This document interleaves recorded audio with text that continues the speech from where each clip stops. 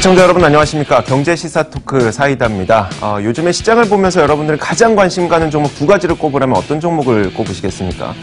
사실 저의 경우에는 네이처셀과 SM을 꼽을 것 같은데, 일단 네이처셀의 경우에는 그들이 계속해서 임상과 조건부 허가를 승인을 했었던 이 조인트 스템에 대해서 식약처가 반려 의견을 내놓으면서 주가가 큰 폭으로 내려앉고 있습니다. 그전까지는 주가가 13배 정도 상승하면서 꿈의 주식이라고 불리기까지 했었던 네이처셀이 크게 내리다 보니까 이게 도대체 무슨 일인지 저희가 좀 자세하게 준비를 했고요. 자, 이어서 SM은요. 원래 가수를 잘 키우던 SM이 배우를 잘 키우는 키이스트와 그리고 드라마를 만드는 FNC 에드컬처까지 품에 안기로 했습니다. 도대체 이게 어떤 의미를 갖고 있는 것인지, 애널리스트들은 주가 전망을 어떻게 하고 있는 것인지 저희가 종목에 대한 이야기를 찬찬히 들려드리도록 하겠습니다. 지금 바로 출발합니다. 자, 오늘의 종목 추적 바로 줄기세포입니다. 자, 오늘 이 두 분과 함께 이야기를 나눠보겠습니다. 박연미 경제 컬럼니스트 나와 있고요. 머니투데이 방송 허윤영 기자도, 증권부 허윤영 기자도 함께 하도록 하겠습니다. 어서 오세요. 네, 안녕하십니까. 네. 자, 먼저 허윤영 기자가 지금 네이처셀에 어떤 일들이 벌어지고 있는 것인지 한번 설명을 해주시겠어요? 일단 네이처셀이 무엇을 식약처에 신청을 한 거고, 식약처는 왜 이걸 반려한 거고? 네, 알겠습니다. 어제 공시를 통해 밝혔는데요. 이제 식약처가 조인시스템이라는 줄기세포 관절염 치료제 품목 허가를 반려 결정을 내렸습니다.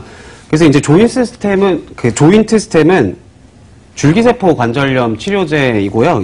면역 거부 반응이 없고 수술 없이 주사를 통해 주입하면서 부작용과 회복 시간 그리고 비용 면에서 개선된 제품이라는 게 회사 측의 주장입니다. 그래서 지난해 7월 식약처에 품목 허가 신청을 했고 이제 한 6개월 정도 좀 넘게 지났죠. 이제 네네. 반려 결정이 나왔는데요. 식약처는 이제 반려 결정의 이유로 임상 환자 수가 13명에 불과한 점, 그리고 대조군이 없는 점, 치료 중에도 질병 진행 환자가 임상 환자의 절반을 넘어선 점 등을 이유로 반려 결정을 내렸습니다. 그래서 결정을 내리고 장중에 어제 이제 하한가로 장을 마감했습니다. 네. 그러니까 정리를 해보면 일단 식약처의 입장은 총 13명에게밖에 임상을 안 해봤는데 그 13명 중에 절반 이상이 오히려 주사를 맞고 있음에도 불구하고 관절염은 또 악화됐다 이 얘기죠? 네, 맞습니다. 알겠습니다. 네네. 그러다 보니까 식약처 입장에서는 그럼 이렇게 주사를 맞아도 질병이 계속 악화되는 이 약을 허가를 해줄 것이냐? 그건 아닌 것 같다라고 판단을 내렸다는 건데 회사 측에서는 당연히 이제 이 의견에 대해서 좀 이건 아닙니다라고 네. 얘기를 했겠네요. 강력하게 반발을 하고 있는 상황인데 일단 식약청에 재심을 요청한다 이런 입장을 밝혔습니다만 식약처가 이거를 받아들일 가능성은 높지 않아 보여요. 다시 들여다볼 생각이 없다는 입장인데 여하튼 회사 측의 입장이 이렇습니다. 임상 실패가 일단 아니라는 거고요. 이번 결정이 전반적으로 이 규제를 완화하겠다는 입법 취지에도 맞지 않는다. 또 효과가 낮다는 일부 위원의 지적은 모든 자료를 충분히 점검하지 않았기 때문에 나온 성급한 결론이지 사실 한국과 미국에서는 5개 병원에 걸쳐서 좋은 결과들이 나왔다 이렇게 반박을 하고 있는 상황인데요. 글쎄 실험 전반에 걸쳐서 일단 대조군이 좀 취약했다는 점, 당초에 대조하려고 했던 그 약 자체가 국내에서 허가를 받지 못했다는 점, 그리고 표본이 너무 작다는 점, 이런 점들을 고려하면 이게 다시 받아들여질 가능성은 크지 않은 상황인 것으로 보입니다. 네. 저희 사이다 팀에서도 이제 오늘 오전에 그래서 네이처셀에 직접 전화를 저희가 드려봤었는데요. 여기에 대해서 어떻게 입장 발표를 할 것이냐 그랬더니 일단 공식적으로 발표한 내용은 아직 정해진 것이 없고 밝힐 부분이 있으면 나중에 이야기하겠다라고 답변을 저희에게 보내왔습니다. 일단 주가 측면을 좀 봐야 될 것 같아요. 이게 사실 지금 상태에서 우리가 조인트 스템이 그러면 가짜입니까 진짜입니까는 사실 저희가 판단할 여부는 아닌 거고요. 다만 이것이 결국 주가에 미치는 영향은 급락으로 이어졌으니까 어느 정도 주가가 많이 빠졌죠? 네, 어제 코스닥 시장에서 네이처셀의 주가가 43,600원, 그러니까 전일 대비 30% 가까이 하락한 채로 거래를 마감했습니다.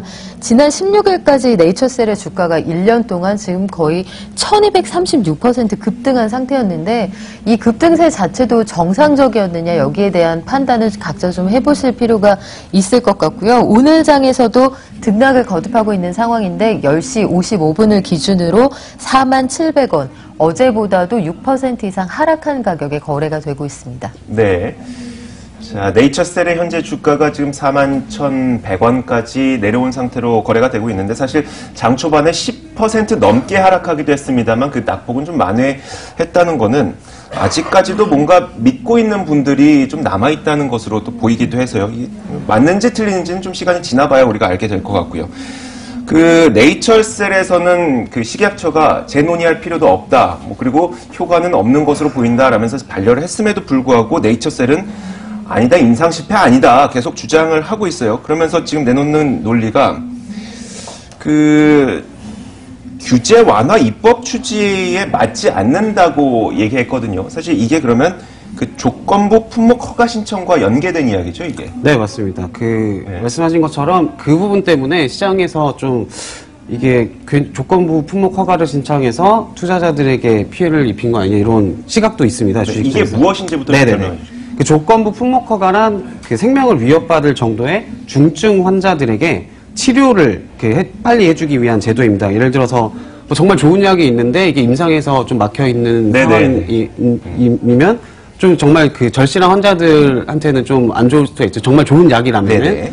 그래서 이거를 좀 임상 이상 단계에서 이 의약품 시판을 허가를 해줘서 치료 기회를 좀 더 빨리 제공을 해주기 위한 제도인데요. 시장에서는 이제 보는 시각이 퇴행성 관절염이 이제 생명에 지장을 주는 정도의 질병까지는 아닌데 조건부 품목 허가 신청을 한 게 좀 의아한 측면이 있다.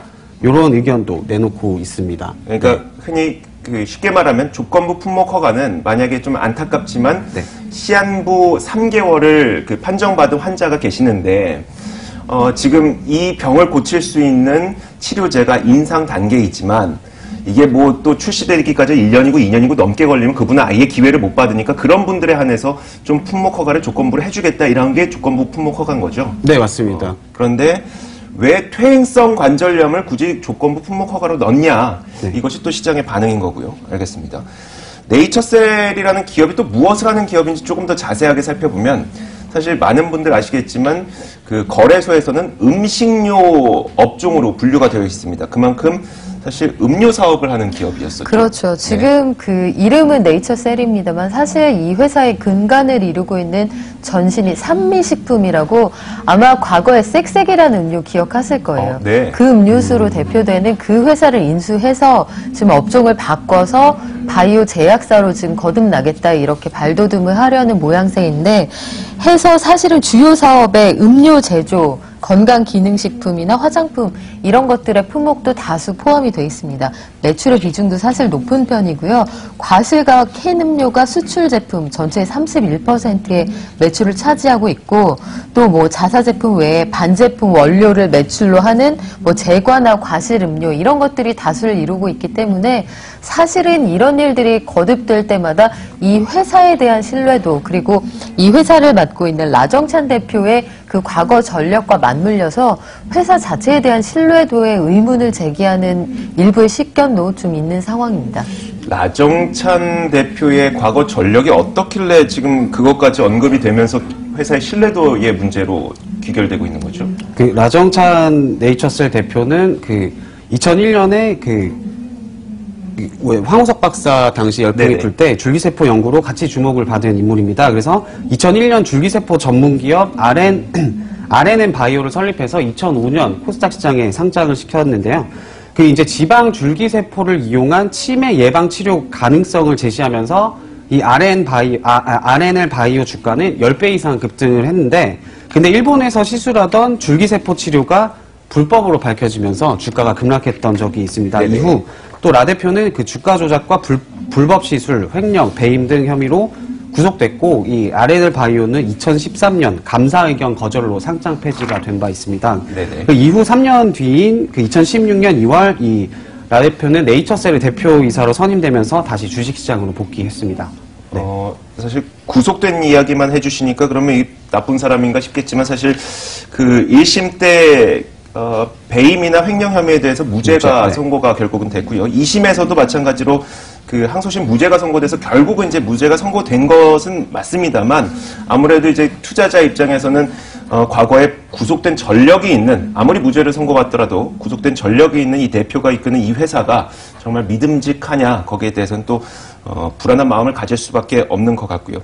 그런데 또 오늘 굉장히 헷갈리는 이야기가 나왔던 게, 분명 우리나라 식약처에서는 그 조인트 스템에 대해서 허가를 내줄 수 없다고 했음에도 불구하고 일본의 일부 병원에서는 이걸 사용할 수 있게 해줬다면서요? 이것도 무슨 내용입니까? 그런데 여기에 좀 정밀하게 들여다보셔야 할 것이, 그 일본에서 허가한 이 내용은 이 치료를 의약품이다 이렇게 보아서 의약품으로서 허가한 게 아니고요.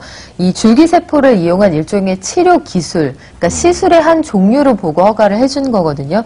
그 일본 재생의료법에는 배양 환자가 성체 줄기세포 치료를 의약품이 아닌 의료의 하나의 기술, 그런 형태로 채택을 해서 이걸 한번 사용해 보겠다 하면 그 병원이 자체적으로 판단해서 이걸 사용할 수 있도록 하는 제도를 가지고 있다고 해요. 해서 의약품으로서 인정을 받았다라기보다는 일종의 기술로서 불법이었던 게 합법의 영역으로 들어왔다. 이렇게 이해하시는 편이 보다 정확할 것 같습니다.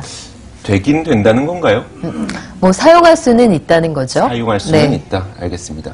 자, 요즘 그 바이오 관련 기업들에 대한 기대감으로 좀 많이 주가가 올라가는 현상들이 많이 발생을 하고 있는데, 물론 결과적으로 봤을 때 이게 나중에 어떻게 될지는 저희도 장담을 할 수 없습니다만, 지금 당장 기대감만으로 올랐던 주가는 어느 한순간 좀 큰 손실을 가져다 줄 수도 있다는 점은 좀 연도하시면서 투자에 임하셨으면 좋겠습니다. 자, 네이처셀 이야기는 여기서 좀 정리하도록 하고요. 저희가 다음 기업 이야기를 준비하도록 하겠습니다. 기업 리포트 이어집니다.